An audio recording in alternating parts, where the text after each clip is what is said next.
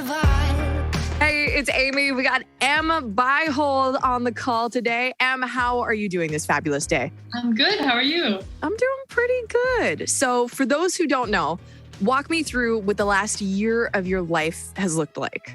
I think exactly a year ago, I dropped a song called Groundhog Day on streaming platforms that had gone viral on TikTok, and it kind of changed my world. Like all of a sudden, a bunch of labels were reaching out, and then fast forward a few months, and I dropped Numb Little Bug, which has gone absolutely crazy.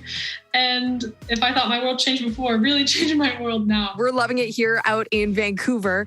Could you give us a little context of like what it was like to write that song? Because it's from a really deep place. It's a very personal place, but it's a pretty universal experience. When Groundhog Day was happening, I had like every label under the sun in my inbox. And while I was like honored and I was very grateful, it was super overwhelming. And I also didn't know like who wanted to sign me as like a flash in the pan because of this moment, or like who actually cared about me as a long-term artist. But at the same time, I had started on antidepressants and I didn't realize that they could mute the highs as well as the lows. So, and for some people, they totally work. That was just my experience. But so I basically was telling my mom, like, my dreams are coming true, but I'm not happy and I'm very confused about it. Like, this is all I've ever wanted, but I just feel like unmotivated and burnt out and I don't know why. And she's like, that's ungrateful. And I said, no, it's not. Like, let me explain it to you. Yeah. And I kind of wrote the chorus as a response to her. Okay, so this is a song to your mom. A little bit. Yeah. I like it. This all kind of happened for you just after you had graduated. And that time of life is so weird. And it's grad season right now. So I wondered do you have any advice for somebody who's just graduating high school, who's just graduating college, and is like, I have no idea what I'm about to do with my life? I would say it'll work itself out. Because I was so terrified and I literally was applying to hundreds of jobs before Groundhog Day went viral. But if you just kind of keep working at the thing that you know you want, even if it's baby steps or even if it's like taking a coffee job, but you're like making music on the side or whatever it may be, like it all kind of leads up to you being in the right place eventually. Ooh, that's good advice right there. Okay, what about this? What advice would you give to your younger self? I would say stop freaking out. It's okay. Wait, that sounds like you're giving advice to me too. I need to currently learn that.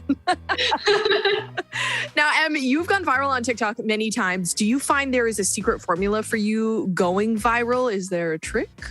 Usually for my videos that go viral, I post like a 20-second snippet of the song, and right before it, I have like a little talking intro, because I think that helps bring the viewer into the world that you're trying to build instead of like maybe just playing it. I think also having like blunt, relatable lyrics helps. I've noticed that lyrics that are a bit more like poetic don't necessarily take off as much. Interesting. Now, do you ever get nervous to post any of your content? I don't know if I get nervous. I definitely overthink. Like, even if I'm doing a really silly trend, I'm like, oh, did I phrase this right? And is it funny? Like, it's better to just post it and not think about it too much. 100%. You got to go back to your own advice. Don't freak out, right? Exactly. This is a weird question, but I need to know if this is just an Amy thing or if you do this too. Being on TikTok, do you find yourself using TikTok sounds in real life? Yes. Oh, thank God. Oh, yeah. I'm trying to think of the ones that are happening right now. I just like talk to myself in them. It's kind of weird. Me too. What are you using? I did one on air yesterday and I hated it. It was something about like some coin that Canada wants to get rid of. And I was like, sounds like our money doesn't jiggle. And I was like, no, why am I this way? You know?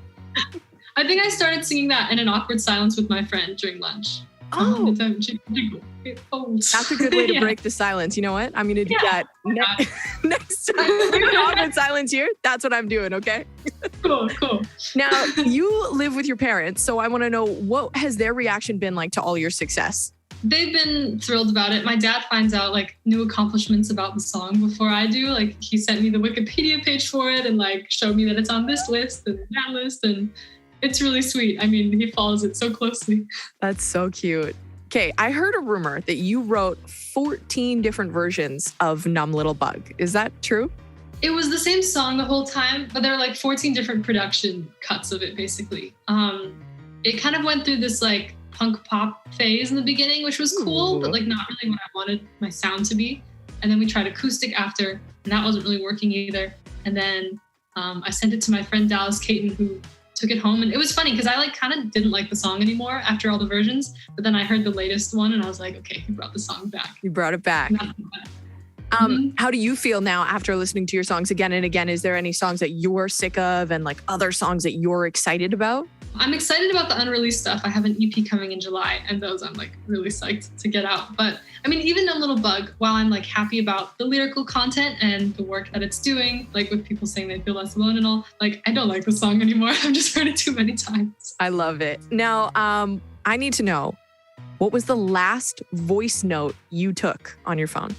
It was an idea for a ukulele song, and I was like, the ukulele will go like bum bum bum, and then the melody go like ling ling ling. And it doesn't make sense. If I played it, it wouldn't make any sense. But I understand. Wait. So you are literally Charlie Puth. Is that what I'm hearing? Oh, no. That's really funny. Speaking of which, so who is an artist that you would like to collab with? I've been thinking about this a lot.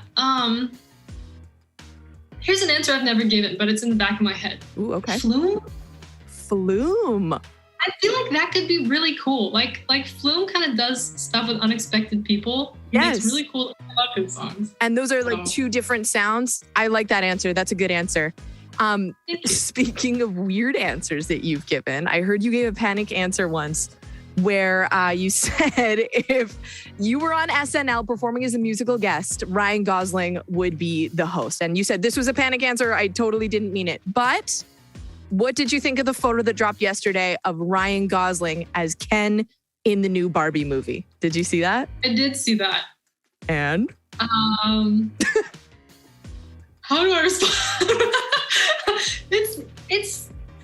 It's something. It's really something. You know how you respond to that one? You say, "My money don't jiggle jiggle." All right. Well, I will let you go. Your EP, Egg in the Backseat, it comes out July 22nd. We are so excited. And hey, you said you love Vancouver. If you go on tour, you're going to come visit us, right? Oh, I'm coming. Yeah, and you're moving in. I got a space. Don't worry. Amazing. Okay. See you soon.